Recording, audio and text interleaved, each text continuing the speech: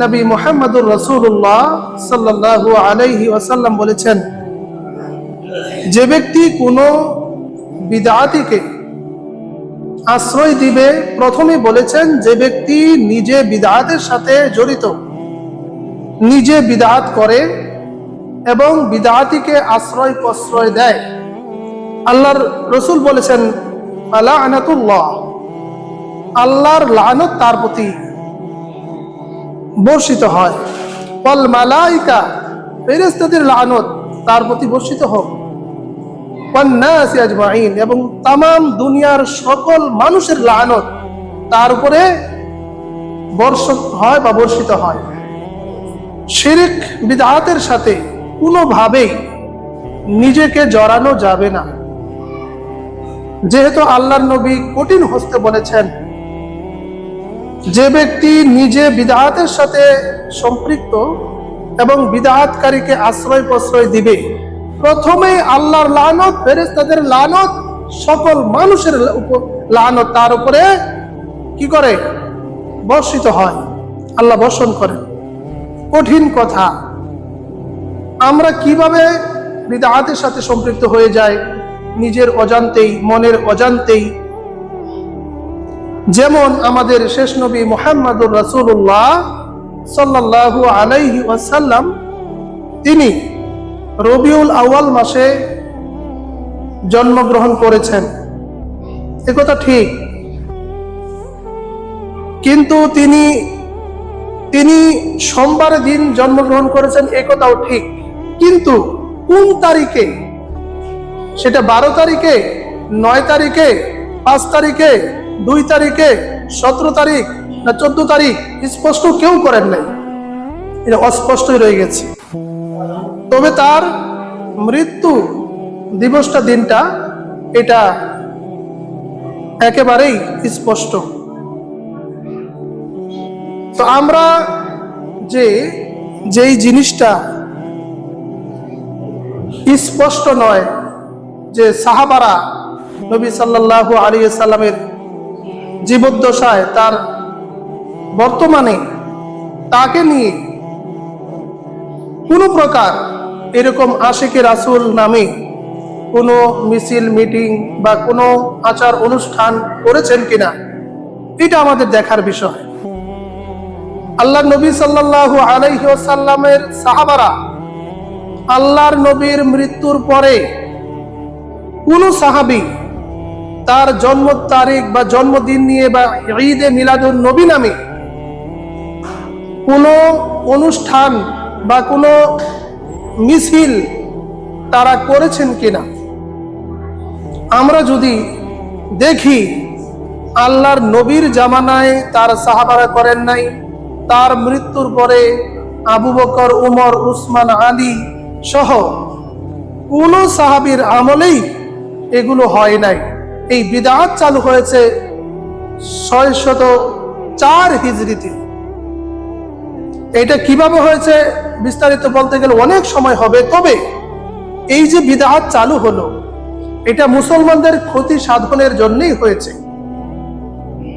সুকৌশলে সুন্নতের নামে বিদআত আমাদের ধর্মের ভিতরে ঢুকে দেওয়া হয়েছে। এই যে বিদআত, এটাতে কোনোভাবেই নিজেকে জড়ানো যাবে না।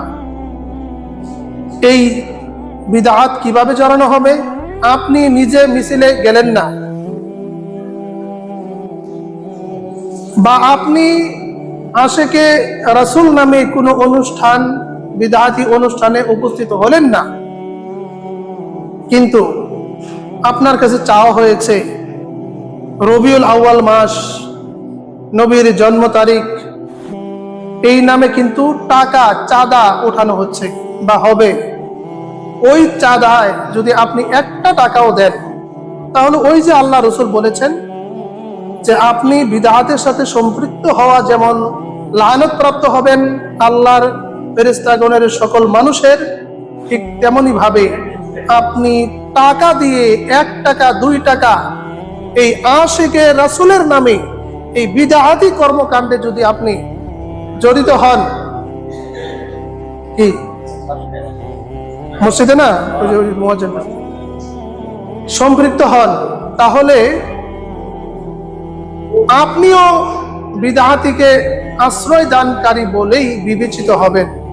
এই জন্য কোনোভাবেই এরকম কোনো আচার অনুষ্ঠানের জন্য কোনো প্রকার সার্বিক সহযোগিতা করা যাবে না। আল্লাহ রাসূল সাল্লাল্লাহু আলাইহি ওয়াসাল্লাম বলেছেন, সহিহ বুখারী মুসলিমে বলেছেন,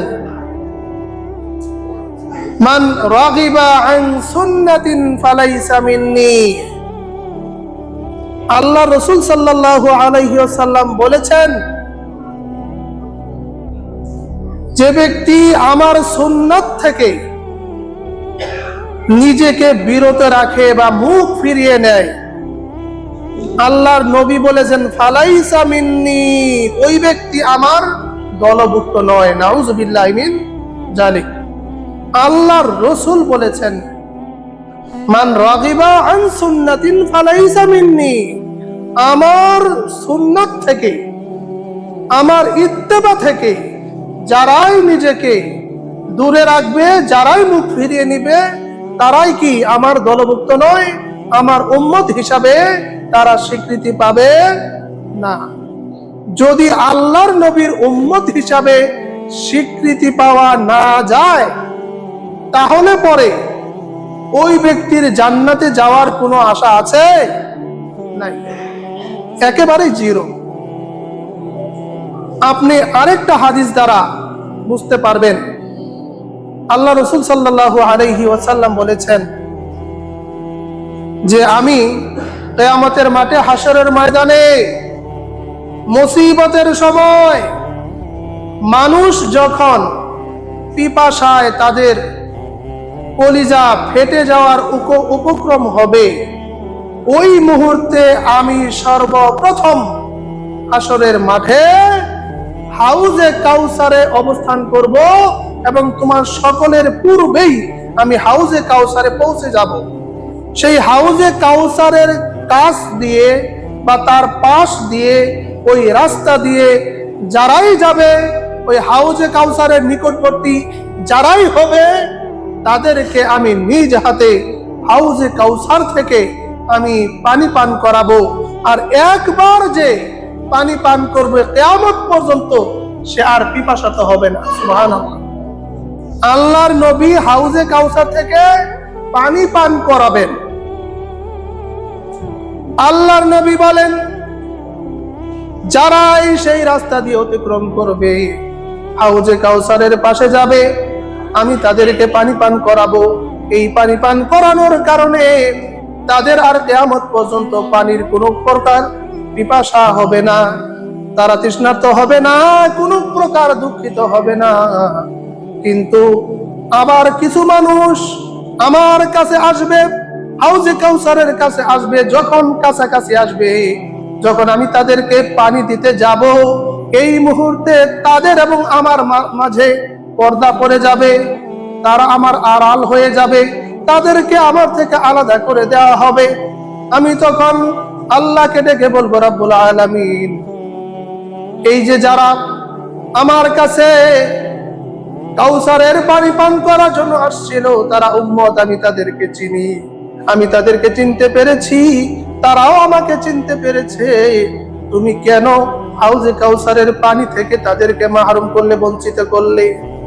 যখন তাকে বলা হবে, ইয়া রাসূলুল্লাহ, আপনার মৃত্যুর পরে, আপনার অবর্তমানে এই সমস্ত লোকেরা আপনার দ্বীনের ভিতরে, সুন্নাহর ভিতরে, ধর্মের ভিতরে নতুন সওয়াবের নামে, নেকির আশায় ধর্মের ভিতরে অতিরিক্ত কিছু বাড়াবাড়ি করেছে, আরো কিছু কাজ তারা চালু করে দিয়েছিল। এই কথা শোনার সাথে সাথে আমাদের নবী মুহাম্মদুর রাসূলুল্লাহ সাল্লাল্লাহু আলাইহি ওয়াসাল্লাম বলবেন, সুহকান সুহকান লিমান গায়রা ইয়াদাই, তোমরা দূর হয়ে যাও। যেই নবী এত দয়ালু, দয়ালু হওয়া সত্ত্বেও, যেই নবী আমাদের জন্য নিজের জীবনটা উৎসর্গ করে দিতে চান, নিজে আত্মহত্যা করতে চান, যে কথা পূর্বে বলা হয়েছে, ওই নবী এত দয়ালু হওয়া সত্ত্বেও যখন শুনবেন তার উম্মতের মধ্যে তার অবর্তমানে সুন্নতের ভিতরে বিদআত চালু করে দিয়েছে। ধর্মের নামে অধর্মের কালচার তারা এনে দিয়েছে, নতুন আবিষ্কার করেছে। এই কথা শোনার সাথে সাথে সে এত বেশি রাগান্বিত হয়ে যাবেন, সাথে সাথেই বলবেন, তোমাদেরকে পানি পান করানো তো দূরে থাক, তোমরা আমার চোখের আড়াল হয়ে যাও, তোমার মুখ আমরা আমি দেখতে চাই না। নাউজুবিল্লাহ মিন যালিক। নবী পানি পান করাবেন হেসে খেলে, ওই নবী সাথে সাথেই যখন শুনবেন যে ধর্মের ভিতরে সুন্নাহর ভিতরে অতিরিক্ত বাড়াবাড়ি করা হয়েছে, নব্য আবিষ্কার করা হয়েছে, আশেকে রাসূল নামে আশেকে বিদআত চালু করা হয়েছে, ওদেরকে বলবেন, তোমাদেরকে পানি তো পান করাবোই না, বরঞ্চ তোমরা আমার চোখের সামনে থেকে দূর হয়ে যাও, আমি তোমাদের মুখ দেখতে চাই। কত কঠিন কথা। শুধু তাই নয়, আবু দাউদ মুসলিমের হাদিস, আল্লাহ রাসূল সাল্লাল্লাহু আলাইহি ওয়াসাল্লাম বলেছেন, ওয়া ইয়াকুম মুহদাসাতিন ওয়া কুল্লু মুহদাসাতিন বিদআ ওয়া কুল্লু বিদআতিন দালালা ওয়া কুল্লু দালালাতিন ফিন্নার। আল্লাহ রাসূল সাল্লাল্লাহু আলাইহি ওয়াসাল্লাম বলেন, হে আমার উম্মত, তোমরা দিনের ভিতরে ধর্মের ভিতরে নতুন কিছু আবিষ্কার করা থেকে বিরত থাকো, সাবধান হও, সাবধান থাকো, বেঁচে থাকো, দূরে থাকো। কেননা প্রত্যেকটা নতুন আবিষ্কার ধর্মের নামে, সওয়াবের নামে, নেকির আশায় যেই সমস্ত ইবাদত চালু করা হয় ধর্মের মধ্যে, ওগুলোই হলো বিদআত। প্রত্যেকটা বিদআত হচ্ছে দলালা, গুমরাহ, অন্ধকার। প্রত্যেকটা দলালার জন্য, গুমরাহির জন্য চিরকুল্লা দলালাতিন ফিন্নার, চির জাহান্নাম, আগুন, নার, চির জাহান্নাম, আগুনে জ্বলতেই থাকবে, জ্বলতেই থাকবে, তাদের বাঁচার কোনো উপায় নাই। বিদআত চালু করা যাবে না, কোনোভাবেই না, কোনো অবস্থাতেই না। তার আল্লাহ নবীর স্ত্রী আয়েশা রাদিয়াল্লাহু তাআলা আনহা থেকে বর্ণিত, তিনি বলেছেন, আল্লাহ রাসূল বলেছেন যে মান আহদাসা ফি আমরিনা, যে ব্যক্তি, আল্লাহ রাসূল সাল্লাল্লাহু আলাইহি সাল্লাম বলেছেন, যে ব্যক্তি ধর্মের মধ্যে সুন্নতের নামে বিদআত অর্থাৎ নতুন কিছু আবিষ্কার করে, ওগুলো কোনোভাবেই আমলযোগ্য নয়, বরং সবকিছু কি পরিত্যক্ত, পরিত্যাজ্য, এগুলো কি করা হবে, প্রত্যাখ্যান করা হবে, কোনো কিছু অ্যাকসেপ্ট, গ্রহণ করা হবে না, আল্লাহ রাসূল বলেছেন। অতএব আল্লাহ তাআলা কোরআনে বলেছেন, সূরা শুআরা আয়াত নম্বর 21, আম লাহুম শুরাকা শারাউ লাহুম মিনাদ-দীন মা লাম ইয়াযাম বিহিল্লাহ। আল্লাহ রাব্বুল আলামিন বলেন, তাদের কি এমন শরীক আছে, তাদের কি হয়েছে যে তারা তাদের জন্য দিনের মধ্যে নতুন কিছু নিয়ে এসেছে, ধর্মের মধ্যে নতুন কিছু সুন্নাহ, নতুন কিছু আবিষ্কার নিয়ে এসেছে। আযাম বিহিল্লাহ, যেই বিষয়ে আল্লাহ তাআলা তাদেরকে অনুমোদন করেন নাই, তাদেরকে আল্লাহ তাআলা অনুমতি দেন নাই।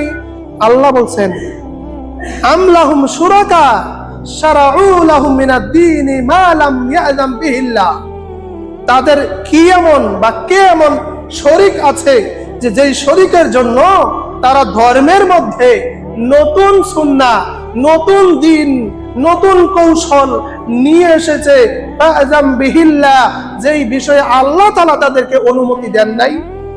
আল্লাহর অনুমতি নাই এমন কিছু চালু তাদেরকে করা কে অধিকার দিল? আল্লাহ বলেছেন। অর্থাৎ আল্লাহ নিজেও বলছেন, যা কিছু আসবে ইবাদতের নামে সব কিছুই তোমাদের নবী মুহাম্মদ সাল্লাল্লাহু আলাইহি ওয়াসাল্লামের কাজকর্ম, তার ইত্তেবাই হচ্ছে সুন্নাহ বা আমার বিধান। এইজন্য আল্লাহ রাব্বুল আলামিন বলেছেন, সূরা আল ইমরান, আল্লাহ বলেছেন, কুল ইন কুনতুম তুহিব্বুনাল্লাহ ফাত্তাবিউনি ইউহিব্বুকুমুল্লাহ ওয়া ইয়াগফির লাকুম যুনুবাকুম আল্লাহু গফুরুর রহিম। আল্লাহ রাব্বুল আলামিন বলেন, হে নবী আপনি বলে দেন, তোমরা যদি আল্লাহকে ভালোবাসতে চাও তাহলে আমি নবীকে ভালোবাসো, আমার অনুসরণ করো, আমার ইত্তেবা করো, তাহলে আল্লাহকে ভালোবাসা হয়ে যাবে। যদি আল্লাহ তোমাকে মাফ করে দেন, ভালোবাসেন, আর আমাকে যদি অনুসরণ করো, তাহলে আল্লাহ রাব্বুল আলামিন তোমাদের জীবনের গুনাহগুলো মাফ করে দিবেন। সুবহানাল্লাহ। আল্লাহু গফুরুর রহিম।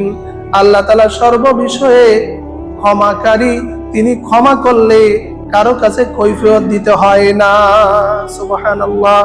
আল্লাহ বুঝাচ্ছেন, কুল ইন কুনতুম তুহিব্বুনাল্লাহ, আল্লাহকে ভালোবাসা এর মানে হলো আগে নবীকে ভালোবাসতে হবে।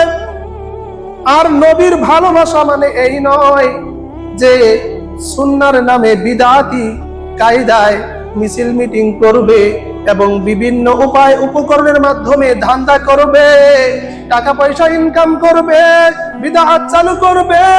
এর মানে নবী আশিকে রাসূল নয়। আশিকে রাসূল হলো ইত্তেবা করা, হলো নবীকে ভালোবাসার অর্থ হলো তার সুন্নাহকে আঁকড়ে ধরা, তার সুন্নাহকে মেনে নেওয়া, তার যে আদর্শ এগুলো জীবনে একেবারে মেনে নেওয়া, একেবারে মেনে নেওয়া। আল্লাহর নবীকে ভালোবাসার অর্থ হলো, তার ইত্তেবা করার অর্থ হলো সুন্নতকে মেনে নেওয়া। আল্লাহকে ভালোবাসার অর্থ হলো নবীর মাধ্যমে যে দ্বীন, যে ধর্ম যা এসেছে, যে আদর্শ এসেছে, সেগুলো নবীর মাধ্যমে যেটা এসেছে, নবী যেভাবে করেছেন, যেভাবে করতে বলেছেন, যেভাবে নিজে চলেছেন, চলতে বলেছেন, ওটাই হচ্ছে আল্লাহর বিধান, ওটাই হচ্ছে আল্লাহর ধর্ম, ওটাই হচ্ছে নবীর সুন্নাহ, ওটাই হচ্ছে নবীর ভালোবাসা, ওটাই হচ্ছে নবীর ইত্তেবা। নবীর ইত্তেবা, নবীকে ভালোবাসার অর্থ কি? তার সুন্নতকে মেনে নেওয়া, তার নামে বিদআত চালু করা নয়। তার সুন্নতকে মেনে নেওয়ার অর্থই হলো নবীকে চূড়ান্ত ভালোবাসা। নবীকে ভালোবাসতে হলে তার সুন্নাহকে আঁকড়ে ধরতে হবে। আল্লাহ রাসূল সাল্লাল্লাহু আলাইহি এটাও বলেছেন, আমি কোন এক সময় বলেছিলাম যে আল্লাহ রাসূল বলেছেন যে ক্বালা উম্মতি ইয়াদখুলুনাল জান্নাহ ফাকাদ আবা, আমার উম্মতের মধ্যে সবাই জান্নাতে যাবে। সুবহানাল্লাহ। আল্লাহর নবী কত আশা করে, আমাদেরকে কত মহব্বত করে বলেছেন, আমার উম্মতের প্রত্যেকটা ব্যক্তি জান্নাতে যাবে। ইয়াদখুলুনাল জান্নাহ, ক্বালা উম্মতি ইয়াদখুলুনাল জান্নাহ, আমার উম্মতের সবাই জান্নাতে যাবে। আমরা বলি সুবহানাল্লাহ। উম্মতের সবাই জান্নাতে যাবে। ফাকাদ আবা, তবে তারা নয় যারা আমার থেকে মুখ ফিরিয়ে নেয়, যারা জান্নাতে যেতে চায় না, তারা ব্যতীত। সাহাবারা বললেন, কিলা ইয়া রাসূলুল্লাহ সাল্লাল্লাহু আলাইহি সাল্লাম, এমন ব্যক্তি কারা যে জান্নাতে যেতে চায় না, জান্নাতের মালিক হতে চায় না? আপনার উম্মতের মধ্যে এমনও লোক আছে? আল্লাহ রাসূল বলেন, হ্যাঁ আছে। ওয়ামান আতাআনি, যে ব্যক্তি আমার ইত্তেবা, আমার অনুসরণ করবে, ফাইন্নাহু মিন্নি, ওরা হচ্ছে কি আমার জান্নাতে যাওয়া বা আমার সুন্নতকে যারা মেনে নেয় তারাই জান্নাতে যেতে চায়, তারাই জান্নাতি।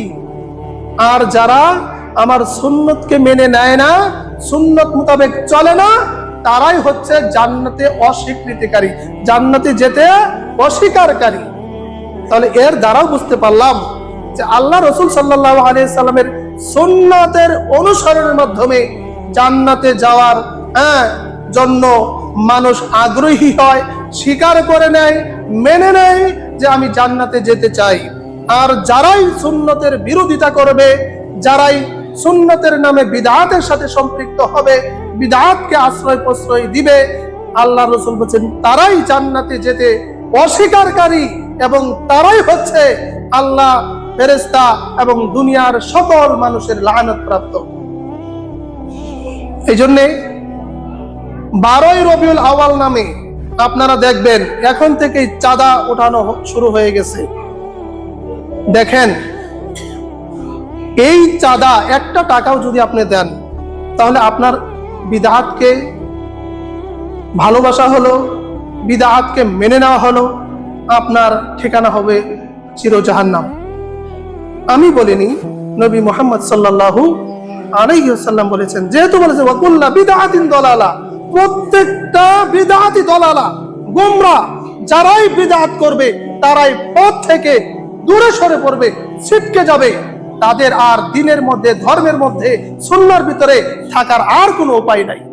শুধু তাই নয়, বিশ্বনবী মুহাম্মদুর রাসূলুল্লাহ সাল্লাল্লাহু আলাইহি ওয়াসাল্লাম বলেছেন, যেই সমাজে, যেই ব্যক্তিতে, যেই পরিবারে, যেই এলাকায় একটা বিদআত চালু হয়ে যায়, ওই সমাজ থেকে একটা সুন্নাত, নবীর একটি সুন্নাত চিরতরে বিদায় নেয়। কিয়ামত অবধি আর কোনোদিন সেই সুন্নাত আর ফিরে আসে না। নাউযুবিল্লাহি মিন যালিক। আল্লাহর নবী বলেছেন, যেই সমাজে একটা বিদআত চালু হয়ে যায়, ওই সমাজ থেকে স্বীকৃত এবং সহিহ একটা সুন্নাহ আল্লাহ চিরতরে উঠায় নেয়, যেটা আর কোনোদিন সমাজে ফিরে আসে না। একটা বিদআত যদি চালু হয় তাহলে ওই সমাজ থেকে কি চলে যায়? একটা স্বীকৃত সুন্নাত চলে যায়। একটা সুন্নাত, আহা, একটি মাত্র সুন্নাত যে আঁকড়ে ধরবে। আল্লাহ রাসূল সাল্লাল্লাহু আলাইহি সাল্লাম বিদায় হজ্জের ভাষণে সর্বশেষ যে কথাটা বলেছেন, উম্মতের জন্য, উম্মতের মুক্তির জন্য, উম্মতের ভালোর জন্য ওসিয়ত যেটা করে গিয়েছেন সেটা হলো, তারাকতু ফীকুম আমরাইন লান তাদিল্লু মা তামাসসাকতুম বিহিমা কিতাবুল্লাহি ওয়া সুন্নতি রাসূলি। আল্লাহর নবী বলেছেন, আমি একদিন এই পৃথিবীতে থাকবো না, আমার পরে তোমরা থাকবে, তোমরাও একদিন থাকবে না, এরপরে যারা আসবে তারাও একদিন থাকবে না। এরকম ভাবে কিয়ামত পর্যন্ত আমি তো আর নবী হিসাবে কোন নবী রাসূল আমার উম্মত পাবে না। যেহেতু আমি সর্বশেষ নবী, আমার পরে আর কোন নবী হবে না। আমার পরে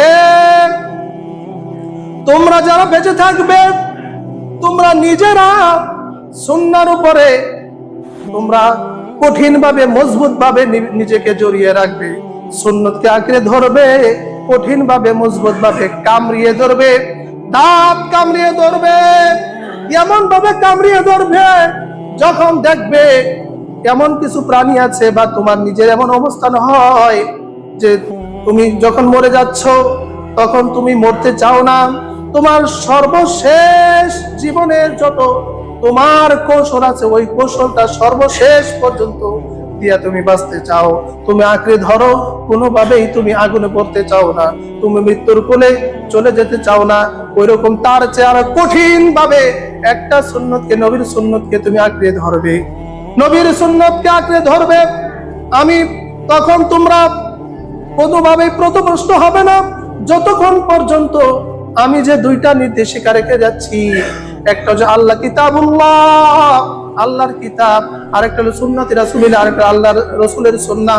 এই দুইটা জিনিস যতক্ষণ পর্যন্ত তোমরা আঁকড়ে ধরবে ততক্ষণ পর্যন্ত তোমরা নিজেরা এবং তোমাদেরকে কেউ পথভ্রষ্ট করতে পারবে না, তোমরা যতক্ষণ পর্যন্ত আল্লাহর কিতাব এবং সুন্নাহকে আঁকড়ে ধরবে। কয়টা বস্তু রেখে গেলেন? দুইটা। কয়টা? দুইটা। একটা আল্লাহর কিতাব কি কোরআন, আর একটা কি রাসূলের সুন্নাহ হাদিস। এই দুইটা বিষয় রেখে গেলেন। এখন আবার সমাজের মধ্যে এইটা নিয়েও বিভ্রান্ত ছড়াচ্ছে। একদল বলছে কোরআন মানবো, হাদিস কি দরকার, আরেক দল বলছে হাদিস মানবো, কোরআন কি দরকার। একটা ছাড়া কি আরেকটা চলে? চলবে কোনো সময়? চলবে না। একটা ছাড়া আরেকটা কোনোভাবেই চলবে না। যারা এই কথা বলে তারা মুসলমানদেরকে জাহান্নামে নিয়ে যাওয়ার জন্য প্রাণপণ চেষ্টা করে যাচ্ছে। আপনি আমি মুসলিম, মা মুসলিম ঘরের সন্তান আমরা তো একেবারে অলসতায় জীবন পার করে দিচ্ছি, কিন্তু যারা আমাদের ধর্ম থেকে আমাদেরকে দূরে রাখবে, যারা আমাদেরকে জাহান্নামে নিতে চায়, যারা তাদেরকে জাহান্নামের সাথী বানাতে চায়, তারা কিন্তু দিন রাত 24 ঘন্টায় তারা প্রচেষ্টা চালাচ্ছে যে কিভাবে মুসলমানদের ঈমান হরণ করা যায়, তাদেরকে কিভাবে তাদেরকে কোরআন এবং সুন্নাহ থেকে আলাদা করা যায়। তারা জানে যে কোরআন যদি মেনে নেয় তাহলে সে সুন্নাহ যদি ছেড়ে দেয় তাহলে সে মুসলমান হতে পারে না। আবার শুধু সুন্নাত আশেকের আসল, কিন্তু আল্লাহর কিতাব আশেকের আসল শব্দের অর্থ না বুঝে তারা কি বললো? আল্লাহ তাআলা বলেন আতিউল্লাহ ওয়া আতিউর রাসূল। তাহলে আতিউল্লাহ আল্লাহর আনুগত্য করলো, আল্লাহকে মানলো, ওয়া আতিউর রাসূল যে বললো ওটাকে তারা ডিলিট করে দিল, ওটাকে তারা বললোই না। তাহলে এভাবে আস্তে আস্তে আস্তে আস্তে আমাদেরকে ধর্ম থেকে সুন্নাহ থেকে আলাদা করার মাধ্যমে সমাজের ভিতরে অশান্তি বিশৃঙ্খলা এগুলো তারা ছড়িয়ে দিচ্ছে। এখান থেকে সাবধান সতর্ক থাকতে হবে সর্ব অবস্থায়। এই জন্য আল্লাহ বলেছেন কুল ইন কুনতুম তুহিব্বুনাল্লাহ, যদি আল্লাহকে ভালোবাসতে চাও, আল্লাহর ভালোবাসা যদি পেতে চাও তাহলে কি করতে? ফাত্তাবিউনি, আমার অনুসরণ করো, আমার ইত্তেবা করো। আমার ইত্তেবা বলতে কি বোঝাচ্ছে বলেন? আমার ইত্তেবা বলতে, আমার অনুসরণ বলতে আল্লাহ তাআলা আমার মাধ্যমে কোরআনে যে বিধি নিষেধগুলো দিয়েছেন, আদেশ নিষেধগুলো দিয়েছেন, এগুলো তোমরা মেনে নাও। আল্লাহ রাসূলের কথা তো এটাই নাকি? অন্য কোনো কথা? কোন নবী রাসূল কি বলেছেন যে আমার অনুসরণ করো, তার মানে আমার জন্য একটা দরবার শরীফ বানাও, একটা মাজার বানাও, আমাকে পূজা করো, আমাকে ফুল দাও, আমাকে ছাগল দাও, গরু দাও, মালা দাও, আমাকে হাদিয়া দাও, এটা দাও, সেটা, এটা বলেছেন? বলেন নাই তো। যদি এটা বলতো সাহাবারা কি দিত না? কথা বলেন, দিত কি দিত না? দিত তো। সাহাবারা আল্লাহর নবীকে কেমন ভালোবেসেছেন, নিজের জীবন উৎসর্গ করেছেন। প্রথমেই নিজের বাবা মা ছেড়েছেন, ভাই বোন ছেড়েছেন, বন্ধু বান্ধব ছেড়েছেন, বিশাল অট্টালিকা, সম্পদ, আলিশান বাড়ি, গাড়ি, সমৃদ্ধি সব কিছু ছেড়ে এক পর্যায়ে নিজের জীবন পর্যন্ত তারা উৎসর্গ করেছেন আল্লাহর নবীর জন্য। সুবহানাল্লাহ। এলাকার মধ্যে সম্ভ্রান্ত, যার জীবনে কষ্টের কোনো আচর লাগে নাই, এরকম একটি যুবক, এরকম একটা লোক, বৃদ্ধ লোক, মাঝারি বয়সের লোক, একজন মহিলা, যুবতী হোক, বৃদ্ধা হোক, অথবা ছোট হোক, যুবতী হোক, এরা সব কিছুই আল্লাহর নবীর জন্য জান কুরবান করেছেন। এক মা যুদ্ধের সময় তার সন্তান, তার স্বামী, তারা যুদ্ধে গিয়ে শহীদ হয়েছে। ওই মুহূর্তে নারী, ওই মহিলা বলছে, যারা যুদ্ধ থেকে ফিরে আসছে তাদের কাছে বলতেছে, যুদ্ধের কি খবর? তারা বলছে, যুদ্ধের কি খবর জানতে চাও? তোমার স্বামী নিহত হয়েছে। বলতেছে, আমার স্বামী নিহত হয়েছে, এটা তো শুনতে চাইনি। কি শুনতে যাচ্ছ? আমার নবী কেমন আছে? সামনে আগাচ্ছে, যুদ্ধের কি খবর? কি খবর জানতে চাও? তোমার সন্তান শহীদ হয়ে গেছে। আমার সন্তান শহীদ হয়েছে, ইন্না লিল্লাহি ওয়া ইন্না ইলাইহি রাজিউন। আমার সন্তান শহীদ হয়েছে, এই খবর আমি শুনতে চাচ্ছি না। শেষ নবী মুহাম্মদ সাল্লাল্লাহু আলাইহি ওয়াসাল্লাম কি অবস্থায় আছে এটা জানতে চাই। এটা জানার জন্য একজন মা তার স্বামীকে শহীদ হয়েছে, তার দিকে তার খেয়াল নাই, তার দিকে তার খবর নাই, সেদিকে তার কোনো চিন্তা নাই, ভাবনা নাই। আমাদের শেষ নবী মুহাম্মদ সাল্লাল্লাহু আলাইহি ওয়াসাল্লাম কেমন আছেন সেই খবর জানার জন্য অস্থির হয়ে গেছেন। সুবহানাল্লাহ, কেমন ভালোবাসছেন বলেন? স্বামী নিহত হয়েছে, সন্তান নিহত হয়েছে, ওই দিকে খবর রাখেন না, ওইটা তার শোনার দরকার বা প্রয়োজন মনে করেন না। প্রয়োজন মনে করেন শেষ নবী মুহাম্মদ সাল্লাল্লাহু আলাইহি সাল্লাম, সে কি জীবিত, সে কি সুস্থ, সে কি নিরাপদে আছে, এটা জানার জন্য। তাহলে কতটুকু ভালো আসলে এরকম কথা বলতে পারেন। আর তারা বুঝি এই সাধারণ জিনিস দিতে পারতো না? দেয় নাই? যখন যা চেয়েছেন সাহাবারা কি দেন নাই? দিয়েছেন তো। তোমাদের মাঝে কি আছে দাও। মহিলাদের কাছে গেলে, মহিলারা তোমরা আল্লাহ রাস্তায় কিছু দান করো, কেন? তোমাদেরকে দেখলাম জাহান্নামে তোমাদের সংখ্যা বেশি। মহিলারা সাথে সাথেই নাকের দুল, কানের ফুল, এরকম সব কিছু দিতে লাগলেন। বেলাল রাদিয়াল্লাহু তাআলা আনহুর মানে সেই রুমাল ভরে গেল স্বর্ণ মুদ্রায়। তা আল্লাহর নবীর কথাগুলো যারা এভাবে মেনেছিলেন, তাদের মনে কি আল্লাহ নবীর ভালোবাসা ছিল না? ছিল তো। এই যে আমরা আশিকে রাসূল বলে যারা চিন্তা করি, তারা প্রকৃত অর্থে সুন্নতের নামে যদি কিছু চাওয়া হয়, তখন কিন্তু তারা দিতে রাজি না। এই জন্যে সুন্নাত এটাকে আঁকড়ে ধরতে হবে, বিদআতকে বর্জন করতে হবে। এর মাধ্যমে দুনিয়া এবং আখিরাতে সফলতা রয়েছে। আমরা এই যে 12ই রবিউল আউয়াল নামে যে জুলসে জুলুস নাকি এরকম যাই কিছু হোক না আচার অনুষ্ঠান, এরকম যাওয়াও যাবে না, সমর্থন করা যাবে না। মনে মনে ঘৃণা করতে হবে, অন্তত মনে মনে ঘৃণা করতে হবে। এটা হলো ইমানের সর্বনিম্ন স্তর।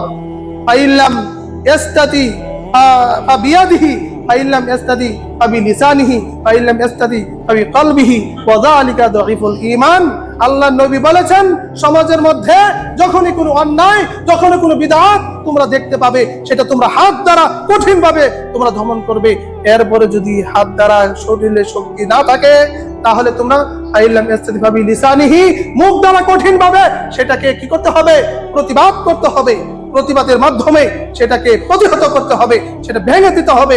বিদআতের নামে, অপসংস্কৃতির নামে যে সমস্ত অনুষ্ঠানগুলো করা হয়, সেগুলো তোমরা সমাজ থেকে উৎখাত করবে। তোমরা একেবারে সম্মিলিত ভাবে সেটা তোমরা একেবারে কি করে দিবে?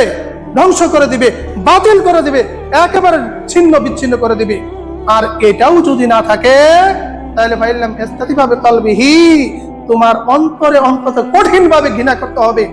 এমন ঘৃণা পোষণ, আহা, মানে যেই ঘৃণা তোমার শুধু অন্তরে সীমাবদ্ধ না থাকে, তোমার চোখে মুখেও যেন ফুটে ওঠে, ওইরকম ঘৃণা তোমাকে করতে হবে।